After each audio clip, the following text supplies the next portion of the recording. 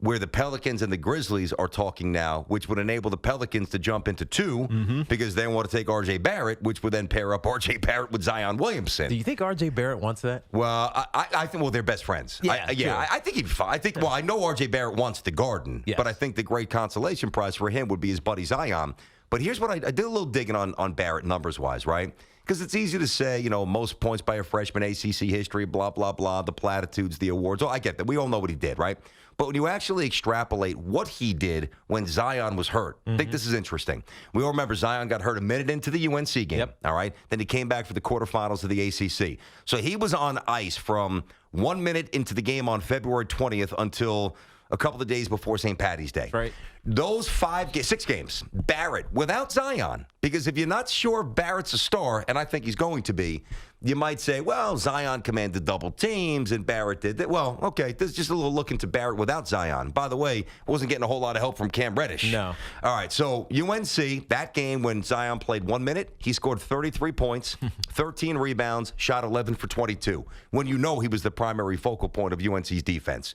Awesome game. Syracuse, next game. A little zone action, different look, 2-3. Boeheim, 30 points, 14 for 20 from the field. All right. Virginia Tech, Buzz Williams, great defensive team. Not quite Virginia, but pretty close. 21 points, 8 for 15, efficient. Then the Miami game, he was 8 for 18, relatively efficient. 19 points, 10 rebounds, 7 assists. Wake Forest, not very good. Still, 28 points, 11 for 23, incredibly efficient. And then at UNC, again, without Zion, 26 points, 12 rebounds. Yeah, so he can score. I mean, now they went 3-3. So do you say, well, is it unfair to say, well, you lost 3 times without Zion? Let's not forget, though, that when you lose Zion, you obviously lost the shooter and the scorer that Zion is. Really not the shooter, but the scorer that Zion is. But you lost his defensive presence. That was the biggest thing. Because without Zion, it was a huge body in their paint. No question. Without him, you watch those 6 games, people abused him down low.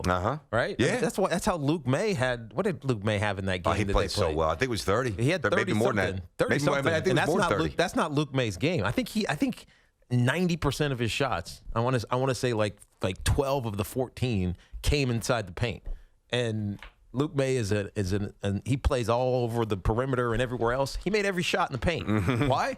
Because Zion Williamson wasn't there. So I think it was more the defensive missing of Zion that caused them to lose those games. It wasn't because R.J. Barrett wasn't good enough as an offensive player. I saw something this morning on Zion and we've talked a lot, and this was early in his being positioned as the consensus first overall pick. I don't mean within the when we were really starting to delve deeply into what was his ultimate strengths and would he become a good shooter? Are the mechanics broken? You and I talked about this at length. Is there rotation? Does he have good shoulders squared up? Can he handle? Can he decipher? Can he read defenses? Jason Williams this morning on ESPN did something that is probably really the best illumination of what he has to work on, and it's on the three-point shot.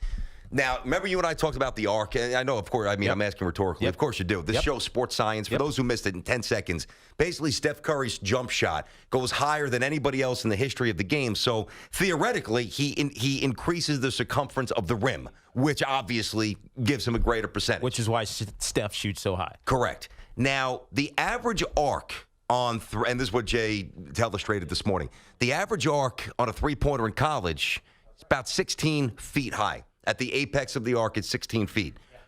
Zion Williamson's is 13. All right? And the other thing and he showed it, and they obviously stopped it, and they did, a bunch of the frames.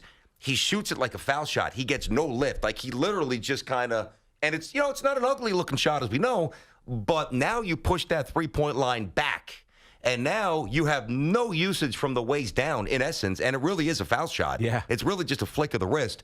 The arc, he's got to increase the arc a lot. Yeah. And you know what? That's not going to be as easy as some people think. That's a good point. You got to retrain a lot of parts of your body. Yeah. So if you want to look at that, go watch some YouTube footage. It's interesting. On Zion and watch his feet and watch his arc on his three-point shots. Yeah. Great job by Jay. By the way, the stats on Luke May for that game, Zion was out 30 and 15 boards. 12 of his 14 made shots, were in the paint. Abuse. He abused because Zion wasn't there. No doubt.